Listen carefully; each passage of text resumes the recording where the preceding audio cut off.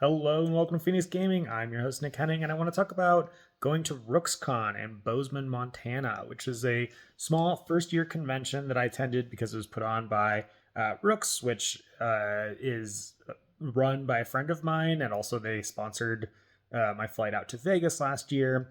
So wanted to get involved with that community along with a couple other WSBG folks. So it was primarily folks that I know from the WSBG along with a lot of local people. It was definitely a much smaller convention. My guess is like 60 people in total, which makes sense for a first year. And it took place over like 4 or 5 days. It was basically over Memorial Day weekend here. So I want to talk a little bit about like what a convention like that looks like, and then just a little bit about my personal experience. So, we basically came to this convention. There's a whole schedule. It's modeled after the sort of like PresCon, WBC setup of like having a number of scheduled games and then like a final that advances from there. The schedule ended up getting really wonky because a lot of time was set aside for semifinals and finals, but a lot of games only had enough players to essentially fire off straight into a final where we would like skip the semifinal, and then there was a lot of sort of like renegotiating about when times of certain events would be, because the convention was pretty skewed. Those of us who came from out of town are people who are obsessed with board gaming and generally have played a whole lot more. And so we advanced to a lot of the same finals. Like basically my last day and a half was playing with the same, 5 or 6 people over and over and over again at different like final events. And it was fun. Those games were like nice and challenging, but also, part of the thing that I like about going to conventions is getting to play with other people. So the first half of my week, I got to play with a lot of folks that I'd never played with before.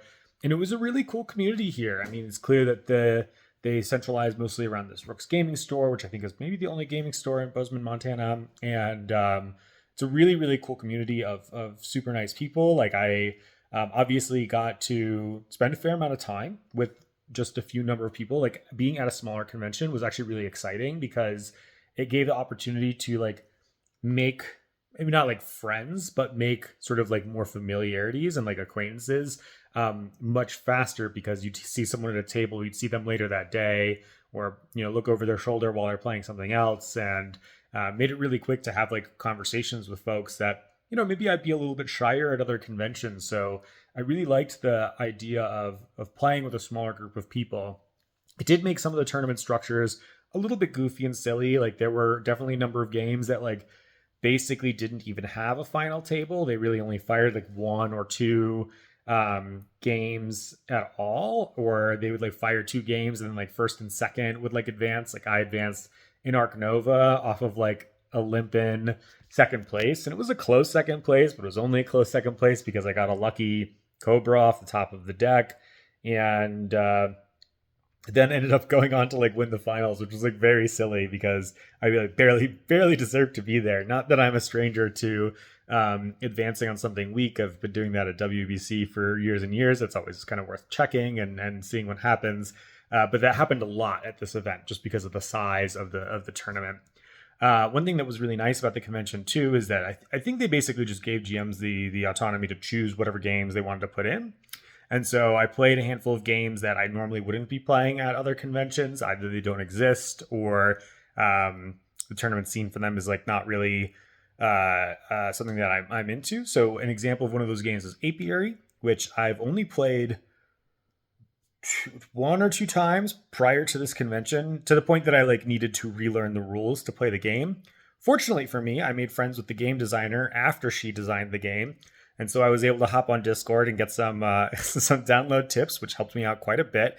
So I was able to become the apiary champion of Rookscon through winning my first game, doing a sexy knowledge dance, and then my second game that seemed to work out well. So I also did a sexy knowledge dance, although I did it much less well the second game. I think a big part of that actually is that my opponents became much stronger. I actually played similar opponents from my first game into the finals game, because they went and played the second heat and then advanced in the second heat. So their learning accelerated really quickly as well, which was pretty cool to see. Another game that I played that I don't get to play as much as Tapestry, which I played a bunch when it came out. I don't play it as much on BGA. I just don't really play that much at all anymore. And it was one of those things where it was very clear that I knew the game better than everyone else at the table. I was an order of magnitude better than other folks. And that clearly is just sort of like a representation of experience for them. A lot of them, it was clearly, newer. They'd, only played it a couple of times. Whereas I knew a lot of the play patterns, and like same sort of thing happened in that game. I basically played in a heat where two players, it was their first game ever.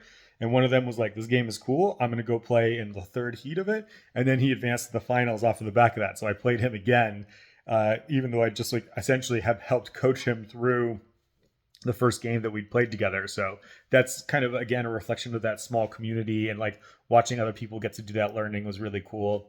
I played a lot of classic games that you would think that I would play: Great Western Trail, Lost Ruins of Arnak, Azul, all sorts of things like that. And made my way to a ton of final tables. I want to say like 10, wait, no, more than that. 12 or 14 or something like that. It was 5 days, and you only needed to win one game to advance to a final. So I was just playing finals constantly, particularly in the last couple days. Small World's another example of a game that I don't normally play at conventions, but was actually really fun here. In fact, the final game of the convention was Small World, and it was a lot of us who'd been playing games together, and it was a really good sort of palate cleanser at the end of the week, where we're all just like doing the like heavy table talk thing. Oh no, no, he's winning. Oh, you should attack him. Oh, you should summon your guys over here. And very goofy and very silly. And I managed to limp across the finish line in that one, which was pretty funny. But learned a whole lot about the game because I don't end up playing it that often. So that was really cool. I got smoked in Terraforming Mars in the finals by my good friend Jonathan, who just had a really sick Tharsis start. And he also beat me in Castles of Burgundy, which was the toughest game for me of the whole weekend because I partway through developed this like splitting headache that really stuck with me. I don't know if it was just like being in a hotel room without the windows for a couple days, but I've done that before, or maybe Montana altitude. I have no idea, but really laid me out in the middle of that game, which certainly affected my performance to some degree, although he definitely just outclassed us by a fair amount, scoring an incredible 260 some in that game, which was pretty impressive. I got to play Cthulhu Wars, which I had learned in the pandemic on one of those like online Discord playing things. But, people a lot of the times when you learn games from them on Tabletop Simulator were a lot more interested in playing the game than in making sure that you understood the game. And so I don't think it really clicked for me. Whereas this time when I played it, it did land a whole lot more. And I could see that playing the game a number of times and having an understanding of the factions and the nuances of it would make a really big difference in terms of the play experience, especially as the group advances. It feels a lot like Root in that way, where you're playing a completely different game when you're learning it the first couple times versus when you're playing it the 10th, 12th, and 15th times with people who also have played the game that number of times, and probably really unlocks what I think is the better part of that game. It's a dudes on the map fight each other game. You definitely get to just like pummel the person you want to pummel. And so it seems a lot like a Kill the Carrier. The thing that I thought was really interesting about Cthulhu Wars is like mostly the scoring or the end game condition is who has the most victory points. But every faction has these 6 objectives that they need to meet before the end of the game. Every time you meet an objective, you get a special power that your faction gets, which is really cool and exciting. And you need to complete all 6 objectives to win the game. And so you get to kind of choose the path of where you want to do these objectives while trying to pick up victory points along the way. And I actually really like that push-pull between those two things. The other stuff feels a lot like a number of these dudes in a map resources, or like, spend your mana or your rage or your energy or whatever it is they want to call it, so you can command your guys to go to different places. Like I've played this game before, but the scoring system and the way that they did the asymmetry of the factions, I think is quite clever. So I would love to play some more Cthulhu Wars in the future. Not that I know anybody that owns a game that looks like it costs $125. That's just the base game, and that's maybe underestimating it because those miniatures are honking huge. But I'll have to pay attention for the opportunity to play it at other events. Let's see, what else do I want to cover?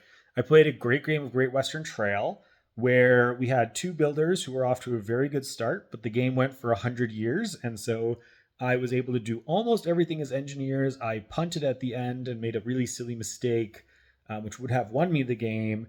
Instead, I tied with Jonathan again, who was playing a purchase cowboy strategy, which is one of my favorite strategies that I think is underplayed by folks who are really experienced. And he also has not played it that much. And he was like, I absolutely see why you like this strategy. But he absolutely killed it with 60 cow points, which is like absurd and maybe unheard of. And also just a representation of how the game ended up being really a slog, just in terms of where all the cardboard was in play, thanks to having two builders pretty aggressively clogging up the map in that way. However, the taxes were not that bad in this game, despite the movement being very slow on the map. So I was able to do a whole lot more with engineers and buying hazards than you would normally expect out of that strategy. So that was a really fun game, and definitely was a reaffirmation of a couple lessons that are helpful in Great Western Trail going forward. I also noticed this week that I made a number of mistakes by just sort of like cutting corners and playing a bit too fast. And generally, I was playing with folks that were friends of mine or themselves very loosey goosey. And so people in general, there were times where I was like, no, no, no, I need to stick the mistake. But then there were also times where it was kind of like, oh, let me just move this over here. It was a lot better. And it just made me realize that I need to be really clear on my precision gaming. One example of that in the opposite way that wasn't from me is from another really amazing WSBG player, Matt, who's yet to win a ring, but I'm actually convinced he's going to this year. He played it in the White Castle final with me, and he crushed us. I was second place with 60, which is not that good. He beat us with 70. It was a little bit of a slog game. Like I thought it was very money tight throughout the whole game, and it made it hard to do a lot of the cool stuff. But I hit sort of the 2/3 point of the game, and at one point I was trying to like calculate out an action I was doing. I was like, you know what? I'm just going to start doing it, and we'll see where we get. So I started executing the action. About 2/3 of the way through, I saw that I was going to pay a little bit too many resources, but I didn't want to roll it back because maybe it was impossible and also just a pain in the butt. So I ended up proceeding the action all the way through, and then kind of struggled to do much for the last two turns of the game. And I noticed this in stark contrast with Matt, who would think about his actions and then just like the crispness of how he actually take $2, spend a dime, you like kind of narrate it out loud. His moves made me feel like he was so much more in command of the game and the system and the flows than I was. And I think I'm going to actually do a video sometime about narrating actions in a game and how it is actually like strategically beneficial for you, because it's come up in other contexts for me, and I think that there's something really interesting there to discuss. So I'll handle that. But that was a really cool moment to watch. The other thing about the convention, of course, is that I have a friend. I'm obviously at a person's house who put me up, and they were really wonderful hosting. They had a kid who's a lot of fun and really excited to have people around, and drew us a couple of pictures and things like that.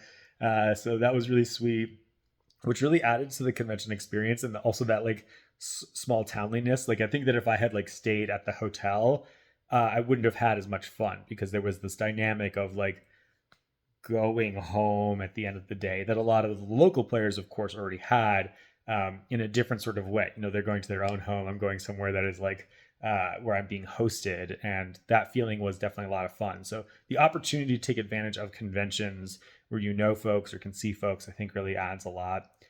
So yeah, Rookscon was a lot of fun. I know that they're planning on doing at least one more time to see how it goes. So if you're looking to check out a very low key convention where you can get a little bit of competition in, play against some people who are very competitive, but also a handful of folks who are definitely much more on the casual side, and just navigate the fact that you're going to like play against like dynamically different opponents in that way. Or you're just looking for a place to have a lot of excuses to play some games. This is, I think, a really good venue for that. There were people who were firing off a bunch of open gaming. They really love Blood on the Clock Tower here. And I got to watch some people play Deep Regrets, which is a game I've wanted to see on the table for a little while. So I was excited to see that. Set up Galactic Cruise along the way. I even got to only for like 20 minutes show off the game that I've been working on. So I was a little bit bummed that I couldn't play that a little bit more, but the fact that I got it in front of anybody was exciting, and having it on the table, people were curious, which is always a really exciting moment as an aspiring game designer. So it was all a blast. Again, Rookscon in Bozeman, Montana. They're going to do it on Memorial Day next year if you're interested as well. Other than that, we'll go back to our regularly scheduled programming, and our next event is WBC in a couple months. Bye, everyone.